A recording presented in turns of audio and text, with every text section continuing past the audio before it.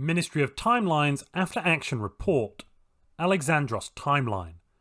Pre-image interference patterns have caused multiple instances of timeline skipping. This seems to be localized to sites of significant cultural importance across this galaxy. As yet, we have been unable to determine a location or date for the chronal attack. Stay alert.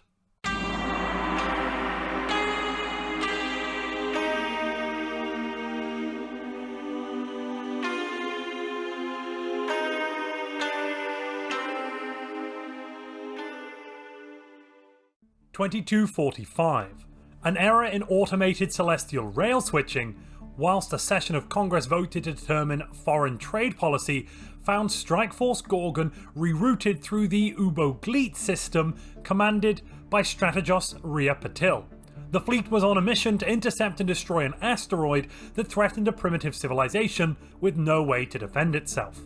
Unfortunately, the Ubogleit system harboured a unique stellar creature, the only one of its kind so far discovered in the galaxy. In a moment that would come to define the next few decades of intergalactic politics, the destroyers and corvettes of Strikeforce Gorgon were attacked by the Space Locust. In defending her fleet, Strategos Ria Patil launched a hail of disruptor beams and rockets, and the Space Locust was obliterated. Combat recordings of its charred and disintegrating husk were displayed across news networks galaxy-wide, and within months there was growing concern that it demonstrated evidence of the fleet committing genocide. By definition, some argued, clearly forgetting their heritage, that genos meant race and not species, but it was all Greek to them. The fate of Strategos Ria Patil in the wake of the debacle was unclear.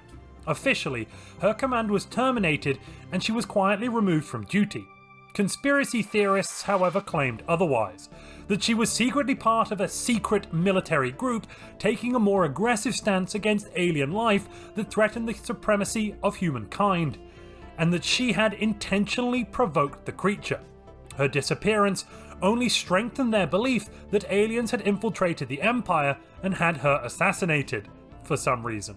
Regardless of the rumours, the Empire of Alexandros notified the galactic community of the tragedy, officially blaming the event entirely on the actions of the Chief Strategos Pericles, second in command of the Navy, and second to the Alexander, who clearly threw poor Pericles under the bus.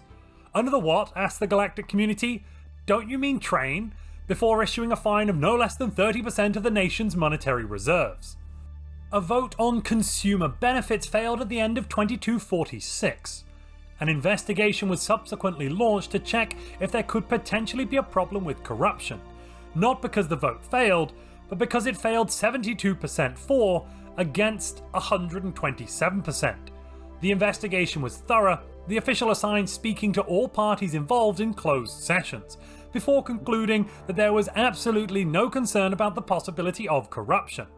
They then retired at the ripe old age of 34, travelling by private train to their various new country homes scattered across a number of private tropical islands.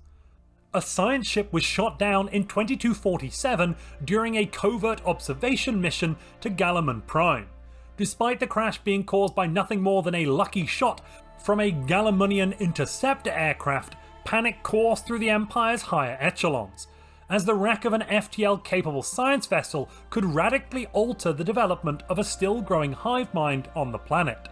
Without delay, a rescue mission was launched to extract the survivors before the Hovudu Zan Society captured them. The brave and resourceful operatives were forced to hide in their ship for 2 long years before they were rescued. As the crisis on Gallaman Prime unfolded, the Chief Strategos Pericles made 2 proposals. The first was to reveal their presence to the primitives. The second, to station a fleet in orbit just in case. Both actions did little more than further erode the image of the Strategos, at least in the eyes of the Alexander and the public. Officials in the office of the head strategist of the Empire of Alexandros notified their leader in 2248 of concerning developments in the galactic north. The Life Improvement Directive, they said, had officially entered into a diplomatic agreement with the Empire of Azak and the Covenant of Bira. The new genocide-free organization named itself the galactic community 2.0, showing a complete lack of marketing nous. A much better name would be Galactic Community U and Knuckles. In a shock to both species, Lilarobian plant aliens were found growing on Earth. They were discovered amongst the primitive areas of the planet, when Mayans trying to pick potatoes were surprised by a squeal followed by a shout of "Oi, careful with those, they're sensitive." The invasive species were traced to be an offshoot of the primary plantoid species of cyborgs living within the Life Improvement Directive. When asked for comment, the Alexander only spat out, "That's disgusting." Low technology tribes and petty kingdoms, like the Phoenicians, am I right? were terrified when confronted by alien, talking, thinking plants. As the plantoids rescued from the LID began settling on other territories on Gaia, as fun as it was to see barbarians struggle with simple paradigm shifts about conscious life, it hindered plans to integrate the rest of Gaia into the Empire, as some of the hordes revered the plants as gods, while others fought bloody, sappy guerrilla warfare against these plantoid invaders. During this time of growing unrest, Diogenes of Sparta was killed when his ship, the Zephyr, mysteriously exploded. Investigators suspected that the Zephyr was bombed by terrorists opposed to the unilateral assimilation of Gaia's pre-technological societies, but no charges were ever officially made. Not officially, but rumour has it that Hera slapped a few charges together off the books, maybe enough to blow up a small ship. But you didn't hear it from me, right? Just as the Alexander was primed to call for the collection of the Gaia-born Lilarobians, and also allegedly their incineration, born through propagation from the two LID envoys Daisy and Rose, it was discovered they had, as one, left the planet Gaia. They had stowed away aboard extrasolar-bound space trains to New Galatea and Krith. When learning the news, the Alexander remarked, "Problem solved, this is wonderful," and declared those Lilarobians full citizens of the Empire. It was one of those few moments in recent years that the three fates smiled upon the Alexander. The trial of Pericles of Sparta, on charges of genocide, was about to be voted on when expensive bribes were made at the highest level. Pericles walked free. At least, free to be summarily fired and demoted by the Alexander and replaced by the new chief strategos Darius of the Achaemenid sphere. Poor Pericles was scapegoated. After observing numerous primitive species, the Empire of Alexandria finally understood the utility of having a number for zero in the year 2253. They understood the concept of zero not being as backward as a Celt, as the saying goes, using the word midden in everyday discourse, which of course I don't suppose I need to tell you. But when a science crew ran out of wine and couldn't resupply from home without jeopardizing their mission, they embraced the notion of a local species, despite the zero looking remarkably like a phallus, and subsequently got very drunk, celebrating the number system that newly incorporated a phallus. Shortly before a meeting of the galactic community, diplomats met to celebrate the birthday of the Empress of Azak. However, just before she arrived, the Empress of the Empire of Azak died due to old age. Her daughter assumed her role and attended the galactic community session instead. As luck would have it, it was also the new Empress's birthday, and the party thrown by the Empires of the Galaxy could go ahead almost as planned. Although celebrating the Empress's birthday was a crime within the Empire of Azak, the diplomats enjoyed full diplomatic immunity. And cake. Strikeforce Pericles, named after the glorious Strategos who was so cruelly scapegoated for the slaying of the Locust, intercepted a roaming asteroid and destroyed it in 2260, accidentally creating another moment of tension between the empires. Councillors of the Empire of Azak criticised the Empire of Alexandros for the asteroid's destruction, suggesting it might have been a sentient rock. "Don't be fatuous, Geoffrey," said the Galactic Community's committee. "Rocks aren't alive. Besides, it would have killed all sentient life on the planet it was heading towards." Thus ignited a firestorm of debate on the ethics of the Non-Intervention Act, including the argument that the attack on the asteroid was itself an act of intervention. further discussion was had about the weight of potential life travelling on the asteroid versus those on the planet that would have been doomed by it, which continued in circles for decades, forming the foundation for countless hours of philosophical debate in the future. What a glorious outcome! A few voices pointed out that the Covenant of Bira were all sentient rocks, so the asteroid could have been one of their colony ships, but as the Covenant had been expelled from the galactic community, those voices were mostly ignored. When a protest from the Krith citizens of the 11th province against the settling of their holy worlds was brought to the attention of the Alexander in 2262, he was horrified. It was not the content of the protest that horrified him so, but its date. The notice had been misplaced for decades, carelessly lost beneath a bureaucrat's desk.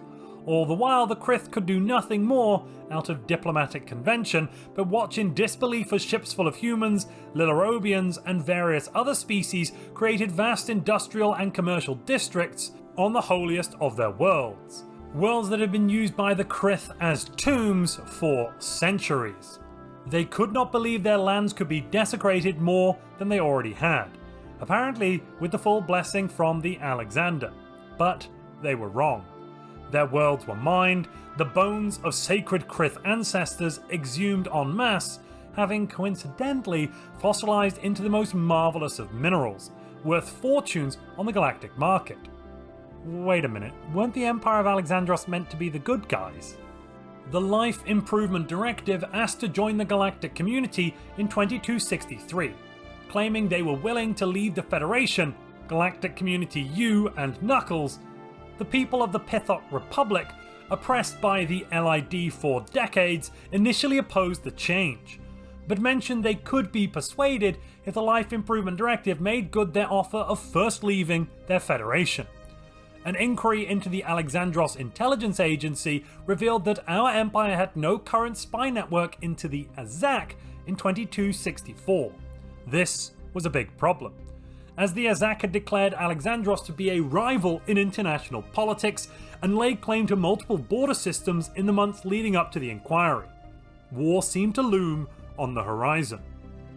Darius of Babylon compiled a detailed report detailing why the Empire's spy network was inadequate.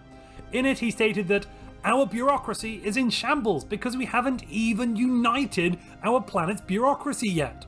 Our staff are stretched thin and have to deal with paperwork from several different standards and systems from our various provinces. With it so difficult to transmit official documentation within our empire, it is no wonder our spies are having such a hard time. His conclusion was damning. "We've got Dick," he shouted. He was probably using the new number system. The report laid out that even in empires where established spy networks had been established, the spies were having extreme difficulty in deciphering and relaying foreign intel back to the agency for dissemination. Cipher keys were often recorded by spies from the United Latin States, who then transmitted them very slowly to spies from Ceres for analysis without translating them to their cryptographic standards. After a decade of subterfuge, Mohammed Ibrahim was belatedly able to confirm that the Life Improvement Directive had corvettes in their military. The Alexander at the time started to laugh maniacally after hearing the report. Everyone in the room stared at him perplexed as to why this was a joke that only he found to be humorous. Cock jokes don't always translate. Pericles of Athens, the disgraced strategos, was seen outside the House of Congress imploring the Congress people to do more research on planetary unification before ratifying it into law, while the Alexander continued to laugh hysterically.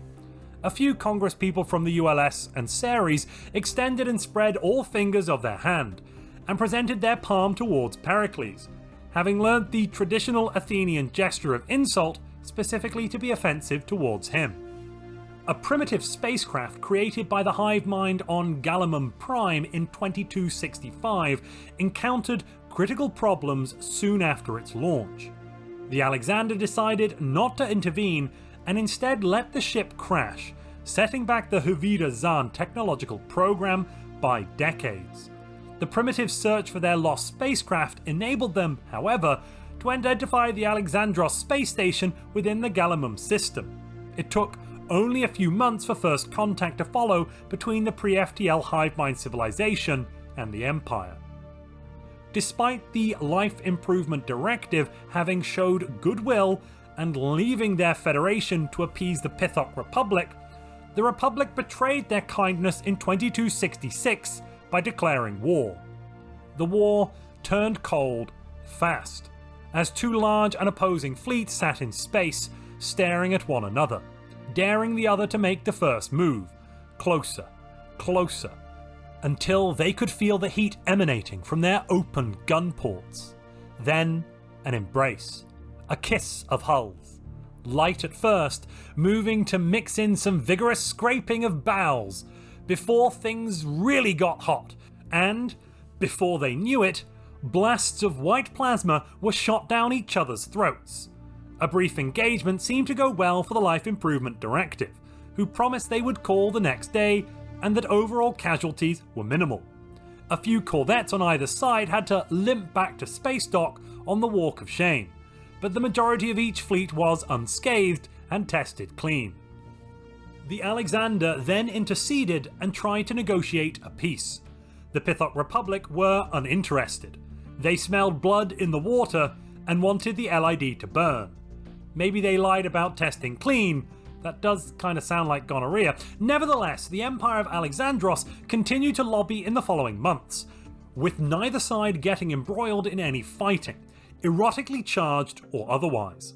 The Pythok eventually consented to peace, after the Life Improvement Directive agreed to disband their military entirely. In return, the Empire of Alexandros, backed by their large military, guaranteed the independence of the robots. Salvage and removal firms from the Empire saw a boom as they won contracts to dismantle the considerable LID fleets. The passing of the Space Train Home Research Law led to the development of technology to construct permanent homes aboard space trains. Pretty much what it said on the tin. Everyone knows about Ronseal, right? I'm sure they do. Anyway, the Empire began immediate construction of the first of these space train homes in 2267. After decades of strife on Gaia, the Planetary Unification Act was quietly repealed by Congress in 2270.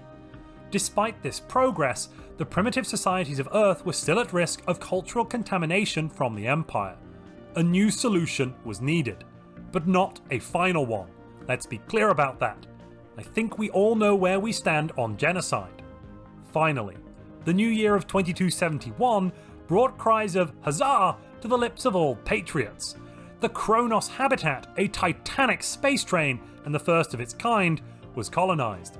It's about time, quipped a news anchor with a laugh as they made the announcement, moments before they were electrocuted by a freak microphone accident. And certainly not lightning bolted by Zeus for having made a schoolboy mythology error. Anyway, a bright spaceborne future lay ahead for all sapient life. This concludes our analysis of humanity's first interaction with space-based warfare in this timeline. Please refer to the next chapter of this report for further details on the Alexandros timeline.